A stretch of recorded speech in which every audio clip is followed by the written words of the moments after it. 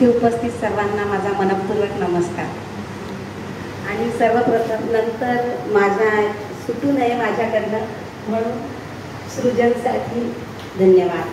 सृजनने आमच्यासाठी हा कार्यक्रम घेतला त्याबद्दल मी खरंच मनस्वी त्यांचे धन्यवाद मानते, आभार मानते.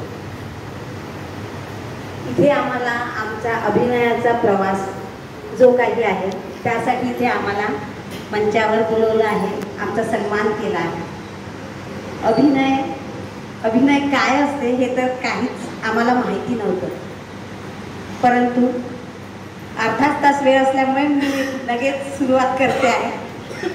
तर अभिनय काय असते हे माहिती नसतानाही आम्हाला अभिनयामध्ये एवढं प्रावीण्य मिळवून देणारे लोक इथे उपस्थित आहेत. अजय धवणे सर, सुशील सहारे सर, नूतन धवणे आणि आम्हाला सर्व पहिल्या नाटकामध्ये जयश्री कापसे मॅडम, तर यांचे विशेष धन्यवाद मानेल. कदाचित आमच्यामध्ये तो कलाकार आधी जन्मजात असला पाहिजे आणि तो त्यांनी ओळखला आणि आम्हाला संधी दिली चिंदी बाजार या नाटकापासून. 2013चं नाटक असेल ते, तेव्हापासून आम्ही अभिनयाच्या क्षेत्रामध्ये आहोत. या नाटकाने मला तरी खूप काही दिलं आहे. जेव्हा मी अभिनय केला तेव्हा मला काही अभिनयाशी ना आवड होती ना काही होतं, परंतु म्हणतात ना, जर तुम्ही तिथे गेले आणि तुम्ही मनातून ती गोष्ट करायला लागले आणि तो अभिनय जगायला लागले तर आपोआपच तिथे आवड निर्माण होते. असंच माझ्यासोबत झालं. जसं लग्न होतंय, नवरा अनोळखी असतो, प्रेमविवाह नसते, अरेंज मॅरेज असते, परंतु त्याच्यासोबत संसार करता करता कधी त्याच्या प्रेमात पडतो आपल्याला कळत नाही. असंच झालं अभिनयाच्या बाबतीत. ते नाटक करता करता कधी त्याच्या प्रेमात पडलो ना, ते नाटक एकदम जीव की प्राण झालं हे कळलंच नाही. आणि मग त्या नाटकाची अभिनयाची भूक तयार झाली आणि तेव्हा तो अभिनय करता करता बरेच काही कामं केले मी. म्हणजे चित्रपट केले, 6 चित्रपट केले, त्यातले 4 चित्रपट प्रदर्शित झाले, 2 डब्यात दिले. नंतर शॉर्ट फिल्म केल्या. आणखी मला वाटते आता त्याला काय म्हणतात ते आठवत नाही, ॲडव्हर्टाईज, त्या जाहिराती सुद्धा केल्या. असा हा प्रवास सुरू झाला आणि यामध्ये मी बरंच काही अभिनयाची भूक जे होती त्याच्यामुळे मी खूप काही कार्यक्रम मिस केले. माझ्या कुटुंबाचेच कार्यक्रम मिस केले. कोणाच्या लग्नात गेले नसेल, कोणतं जेव्हा आमचा फॅमिली टूर होता, काश्मीरला सगळे गेले, तेव्हा मी चित्रपटांसाठी दुसरीकडे गेले. माझा पूर्ण परिवार काश्मीरला गेला, मी नाही गेले. परंतु मला त्याचा जराही पश्चाताप नाही आहे, कारण तर मला ती अभिनयाची भूक होती आणि त्यामुळे जेव्हा भूक लागत असते तेव्हा जे मिळालं ते माणूस खातच जातोय. परंतु आता तृप्त झाले आहे, म्हणजे जे पाहिजे होतं ते मला सगळं मिळालं. नंतर कुटुंब, या सगळ्या गोष्टीमध्ये कुटुंबाचं सहकार्य अतिशय महत्त्वाचं आहे आणि त्यामध्ये माझा नवरा किशोर.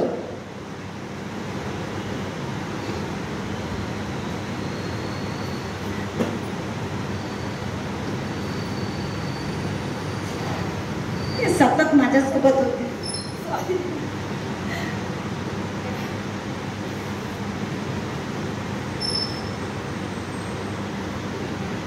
मुलांनी, नवऱ्यांनी सतत सहकार्य केलं. जेव्हा कुठे एकदा तर मला पिक्चरसाठी ते उन्हाळ्यामध्ये स्पेशल गाडी करून मला शूटिंगसाठी नेऊन सोडलं. लगेच आले आणि संध्याकाळी त्यांना दुसरा कार्यक्रम होता. कितीतरी दूरपर्यंत त्यांनी मला फक्त काय तर माझ्या आनंदासाठी घेऊन गेले. तर कुटुंब खरंच खूप महत्त्वाचं असतं आणि कुटुंबाचं सहकार्य महत्त्वाचं असतं. त्यानंतर मला एक वाटतंय, स्वतःसाठी जगा. स्वतःसाठी जगणं आवश्यक असतं. नाहीतर असं होतंय, दात आहे तर चणे नाही ना, चणे आहे तर दात नाही. आज आपल्याजवळ वेळ आहे, आपण ते करू शकतो, करून घ्या. म्हणाल की आता मी करत नाही, नंतर बघूया, तर तो वेळ कधीच येत नाही. म्हणून जो वेळ आहे, जे वय आहे त्या वयात जगा, ते करा, ते अतिशय महत्त्वाचं असतं. त्यानंतर स्वतःसाठी प्रामाणिक राहा, स्वतःशी प्रामाणिक राहा. लोक काय म्हणतील, कसं म्हणतील, हे योग्य आहे की अयोग्य आहे याचा विचार करू नका. तुमच्या मनाला पटतं आहे, तुम्हाला वाटते आहे की मी योग्य करते आहे, करा. आणि त्याच्यात जो आनंद मिळतो तो ते दुसऱ्यांकडे बघून दुसरे काय म्हणतील याच्यात नाही मिळत. तर म्हणून मी तरी स्वतः माझा विचार करते, तर मी स्वतःसाठी जगले, कुटुंबासाठी तर जगले, परंतु स्वतः मला आज कुठल्याही गोष्टीचा हे नाही आहे की मी हे केलं नाही. पूर्णपणे मला जर कोणी विचारलं का तुझी काय इच्छा आहे, तर मी हेच म्हणेन की आता माझी कुठलीही इच्छा नाही राहिली, मला जे पाहिजे होतं ते सगळं मला मिळालं. असं माझं हा प्रवास आहे. त्यानंतर मी काही असं लिहिलं आहे. अजय सर तर कायम आमच्यासोबत असतात आणि आजही मी त्यांच्यासोबत आहे. 6 नाटकांमध्ये अभिनय केला आहे ते अजय सरांमुळे. अजय सरांनी सतत संधी मिळाली, बहिणींसारखं बघितलं. तुम्ही माझ्या बहिणी आहेत. केव्हाही जेव्हा माझ्यासाठी रोल असेल तर त्यांनी माझा विचार आधी केला आहे आणि त्यामुळे आम्ही या क्षेत्रामध्ये पुढे चाललो आहे. नूतन प्रत्येक नाटकामध्ये सोबत असते. सुशील सर प्रत्येक नाटकामध्ये बस त्यांचे 2 असे थापडतात, एक नंबर म्हटलं की एक जोश येतो करण्याचा. आणि त्यांच्यापासनं सगळ्यांपासनं शिकण्यासारखं खूप काही आहे. असा हा प्रवास आमचा सुरू आहे. वेळ नाही तर मी जास्त बोलत आहे.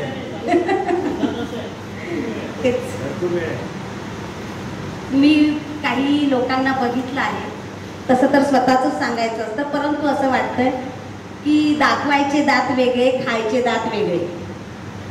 असं करू नका. दाखवायचे दात वेगळे, खायचे दात वेगळे जर राहिले तर ते दाखवायचे दात आहे हे कळतंय लोकांना, एवढे मूर्ख कोणीच नसतं. म्हणून जे खायचे आहेत तेच दाखवा, दाखवायचे दात ठेवू नका आयुष्यामध्ये. कधीच ते कधी समोर जाणार नाही. आणि दुसऱ्याचे पाय ओढण्यापेक्षा स्वतःला कसं सिद्ध कराल हे मनात कायम ठेवायचं असतं. मी तर ही कायम ठेवते. मला हे नसते की ती माझ्यापेक्षा चांगली करेल की ती नाही. फक्त मला हे माहिती असते की मला ही संधी मिळाली आहे आणि मला याच्यामध्ये 100% उतरायचं आहे. बस हा प्रयत्न असतो. आणि जर मी हे करत असेल तर आपसुकच माझा अभिनय म्हणा किंवा मी म्हणा ते लोकांच्या नजरेत असते. मी समोरचे जेही काही कार्य केलं नाटकाव्यतिरिक्त, तर कुठे ना कुठे त्या नाटकांमध्ये येणाऱ्या लोकांनी माझा अभिनय बघितला, मला बघितलं आणि समोर संधी मिळत गेली. त्यामुळे नाही कोणी माझं इथे आहे की जे मला पुढचे नाटक देतील, करतील किंवा अभिनयासाठी चित्रपट देतील, परंतु नाही, एक व्यक्ती म्हणून म्हणा किंवा कलाकार म्हणून मी प्रामाणिकपणे काम केलं असेल तर त्याचीच पावती आज मिळाली. आणि आज या मंचावर फक्त आम्ही दोघी आहोत. तर आणि आणखी एकदा मनपूर्वक सृजनचे खूप खूप धन्यवाद. विशेष म्हणजे एकंदरीत कार्यक्रम असतो त्याच्यामध्ये तुमचा सत्कार केला जात आहे, पण खास आम्ही दोघी इथे बसलेला आहोत. उईके परिवारातील आम्ही सौ उईके आहोत. मग आम्ही बोलले आम्ही कुमारिका मेश्राम आहे, परंतु कळत नकळत उईकेच्याच घरात पडले. ना हे भाऊ आहेत ना कोणी आहेत ना कोणी आहेत, तर सौ उईके परिवार आम्ही. आणि असा हा प्रवास आमचा सुरू आहे.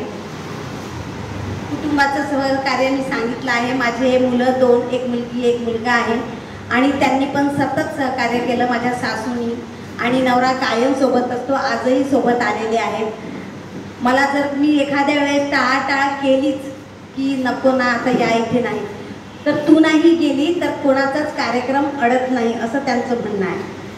तू म्हणजे कार्यक्रम होणारच, मग तुला बोलविला आहे तर जा. वारंवार कोणी बोलवत नाही आणि जर तुम्हाला बोलवत आहे तर तू गेलं पाहिजे असं सहकार्य करणारे माझे पतिदेव. आणि मी जास्त वेळ घेत असेल तर फक्त हरिवंशराय बच्चनच्या काही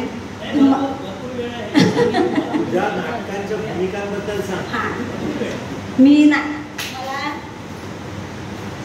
प्रत्येक वेळेस वेगवेगळ्या भूमिका मिळाल्या आहेत. सगळ्यात पहिलं नाटक चिंदी बाजार, त्याच्यामध्ये छबीची भूमिका जी म्हणजे अतिशय गाजली आणि ते करताना असं वाटत होतं की जे काही आपण आधी बघितलं आहे, कोणाला बघितलं असेल तर ते प्रत्यक्षात मी तिथे केलं. त्यानंतर ज्याच्या त्याच्या प्रश्नामध्ये मोलकरींची भूमिका केली. त्यानंतर वृंदावनमध्ये आता आमचं नाटक झालं, त्यामध्ये 80 वर्षाची म्हातारी केली. त्यानंतर लाडू, तिथे पण त्या घरात मोलकरीण म्हणून काम करणारी तिचा अभिनय केला. आणखी कोणतं नाटक होतं? हो हो.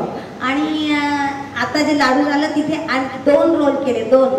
एक तर घरी मोलकरीणचं काम आणि दुसरी तिथे जो हिरो दाखवला त्याच्या पत्नीचं काम. म्हणजे एका नाटकामध्ये वेगवेगळे, एकदम एक स्टँडर्ड तर एक गावठी असा रोल होता. अशा प्रकारचे अभिनय वेगवेगळे मिळाले. एक सुशील सरांनी बसवलेलं नाटक होतं भर चौकात गांधी पुतळ्यासमोर. तिथे एक लीडर, एकदम अशी तडफड धडधड येणारी जी स्त्री होती, ते तर माझ्या तो अभिनय आणि ती भूमिका खरंच चॅलेंजिंग होती.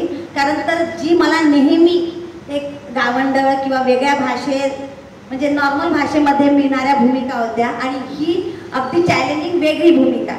त्याच्यामध्ये शब्द, वाक्य हे म्हणजे माझ्यासाठी चॅलेंज होतं. ईदी हे नाटक होतं, त्याच्यामध्ये पण मला एकदम ते ब्राह्मण स्त्री असते तेव्हा थोडंसे भाषेचा माझा प्रॉब्लेम होता.